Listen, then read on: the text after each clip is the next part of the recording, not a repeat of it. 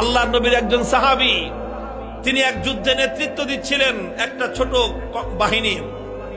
ঘটনাচক্রে রোম সম্রাট সে ওই বাহিনীটাকে গ্রেফতার করে ফেলল। আল্লাহর নবীর সাহাবী আব্দুল্লাহ বিন হুযাফা রাদিয়াল্লাহু আনহু সহ প্রায় 50 জনের মুসলমানদের একটা কাফেলা বন্দী হয়ে গেল। এখন রোম সম্রাটের ইচ্ছা হলো মুসলমানের ঈমান পরীক্ষা করবে, আর যে কোনো মূল্যে মুসলমানকে ইসলাম থেকে দূরে সরাবে। এই জন্য প্রথমে আব্দুল্লাহ বিন হুযাফাকে ডেকে নিয়ে অফার দিল, অফার লোভ দেখাইলো, বলল তুমি ইসলাম গ্রহণ করো, বিশাল অপ্রতিরোধ্য বিশাল সাম্রাজ্য, পৃথিবীর সুপার পাওয়ার রোম সাম্রাজ্যে তোমাকে বিশাল বড় ক্ষমতাবান পদ দিয়ে দিব, মন্ত্রিত্ব দিয়ে দিব, আর আর তোমাকে আমার মেয়ে বিয়ে দিয়ে দিব। পরবর্তীতে তুমি রাজবংশের নিয়ম অনুযায়ী দেখা যাবে তুমি সম্রাট হয়ে যেতে পারো, বিশাল এলাকার দায়িত্ব তোমাকে এখনই দিয়ে দিব, কিন্তু শর্ত হলো তোমাকে তোমার ধর্ম এবং আদর্শ ছাড়তে হবে। এই কথা যখন বলেছে, আব্দুল্লাহ ইবনে হুযাফা রাদিয়াল্লাহু আনহু রাগে ক্ষোভে অগ্নিশর্মা হয়ে, কোন কোন বর্ণনার মধ্যে এসেছে রোম সম্রাটের দরবারে দাঁড়িয়ে রোমান সম্রাটকে তিনি লক্ষ্য করে বলেছেন, ইয়া কালবার রোম, হে রোমের কুকুর। রোমের সম্রাট যখন তাকে ধর্ম ত্যাগের, ইসলাম ত্যাগের পরামর্শ দিয়েছে, তখন তিনি রোম সম্রাটের রাজ দরবারে দাঁড়িয়ে সম্রাট বলে নয়, রোমের কুকুর বলে সম্বোধন করে বলেছেন, মুসলমানের ঈমান এত কম দামি জিনিস না। সম্রাট মনে করলো শরীরে এখনো তেজ বেশি, তো এই জন্য এত গরম গরম কথা, এত গরম গরম কথা, তোমার তেজ একটু কমায় দেই। বলে দিছে জিন্দান খানায় নিয়ে বন্দি করো, খানা দানা বন্ধ, একটা দানা খাইতেও দিবা না, আর এক ফোঁটা পানিও পান করতে দিবা না। ডাক্তারকে বলে রাখছে নারী পরীক্ষা করতে থাকবি, যখন দেখবি যে একেবারে শেষ মুহূর্ত, এখন খাবার দাবার না দিলে আর বাঁচবে না, ওই সময়ে নিয়ে খাবার দিবি। খাবারটা কি দিবি সেটাও ঠিক করে দিছে, বলছে যে মুসলমানদের ধর্মে যে জিনিস হারাম সেটা দিবি, শুয়োরের গোশত আর মদ মিশানো পানি। ঠিক তাই হয়েছে। আব্দুল্লাহ বিন হুযাফা সহ না খেতে খেতে যখন মরণাপন্ন প্রায়, তখন একেবারে জীবন বাঁচানোর জন্য তাদেরকে খাবার দেওয়া হয়েছে। খাবার কি? শুয়োরের গোশত আর মদ মিশানো পানি।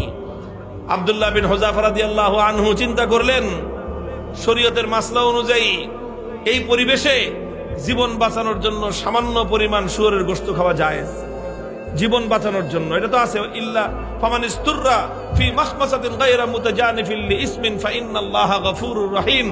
একজন মানুষ যদি এমন হয়ে যায় যে কোনো হালাল খাদ্য নাই, হারাম খাদ্য ছাড়া হালাল কোনো খাদ্য নাই, এখন না খেলে জীবন বাঁচবে না, সেই সময়ে জীবন বাঁচানোর জন্য সামান্য পরিমাণ হারাম খাদ্য গ্রহণ করা কি, এটা হলো মাসলা।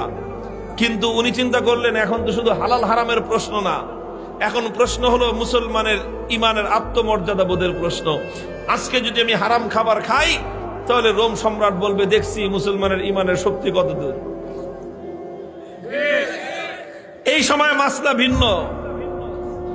এরকম পরিস্থিতি যদি কারো হয়, তাহলে মাসলা ভিন্ন। খাবার খাওয়া হালাল জীবন বাঁচানোর জন্য, এটা যেরকম মাসলা, আর কেউ যদি হারাম খাবার না খেয়ে মৃত্যুকে আলিঙ্গন করে নেয়, তাহলে সেই মৃত্যু হলো আফজালুস শাহাদা, সর্বশ্রেষ্ঠ শহীদি মরণ। আব্দুল্লাহ বিন হুযাফা চিন্তা করলেন এখন মাসলা দুইটা আছে, একটা হলো ফাঁকফোকরের রাস্তা, আমি এখন হারাম খেয়ে জীবন বাঁচাতে পারি, আর একটা মাসলা কি, আমি যদি আমার জীবনকে উৎসর্গ করে দেই, আমার একজনের জীবন যাবে, কিন্তু কিয়ামত পর্যন্তের জন্য রোম সম্রাটের দরবারে ইসলামের ঝান্ডা সমুন্নত হয়ে যাবে। সম্রাট বলবে যে মুসলমানের ঈমান বাপরে বাপ, জীবন যেতে পারে কিন্তু মুসলমান ইসলামের গৌরব ভুলুণ্ঠিত হতে দেয় না। তিনি খান নাই, লাথি মারছেন একটা, এক লাথিতে সমস্ত শুয়োরের গোশত আর মদের পাত্রগুলো ভেঙ্গে চূর্ণ বিচূর্ণ হয়ে গেছে। এখন সম্রাট ডাক্তার দেখা, কিরে তুই না কইলি জীবন বলে বাঁচবে না, তেজ দিকে এখন অত। ডাক্তার কয় আমাদের ডাক্তারি মতে তো এত তেজ থাকার কথা না, এটা তো ডাক্তারি মতের তেজ না, এটা তো ঈমানি তেজ। এই তেজ এটা শরীরের তেজ না, এটা রূহের তেজ। এটা শরীরের শক্তি নয়, এটা আত্মার শক্তি। যে ইমানদার আল্লাহর ঈমান, আল্লাহর উপর আস্থা এবং ভরসাকে দুনিয়াদারদের সামনে মাথা উঁচু করে দাঁড় করাবার চেষ্টা করে, আল্লাহ পাক তার আত্মার মধ্যে অফুরন্ত শক্তি দান করেন। আব্দুল্লাহ বিন হুযাফা যখন এটা করলেন, এবার রোম সম্রাট বলে যে 2 বার খেললাম, দোনো খেলায় হারছি। 2 বার হলো না? প্রথমবার লোভ দিছে, জিতছে না হারছে? দ্বিতীয়বার খাওয়ান দাওয়ান বন্ধ করে টাইট দিছে, জিতছে না হারছে? এবার ফাইনাল খেলা, খেলা হবে। কি খেলা? ফাইনাল খেলা হবে। কার সাথে?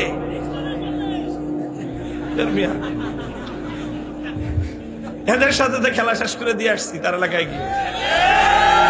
ওখানে কোনো খেলা নাই, এখানে তো অফার করেছি, আসো, আমাদের দুয়ার সবার জন্য উন্মুক্ত। বন্ধুত্বের হাত প্রসার করে দিয়েছি আমরা। তোমরা ভুল করতে পারো, আমাদের দায়িত্ব হলো তোমাদের ভুল শুধরে দেয়া।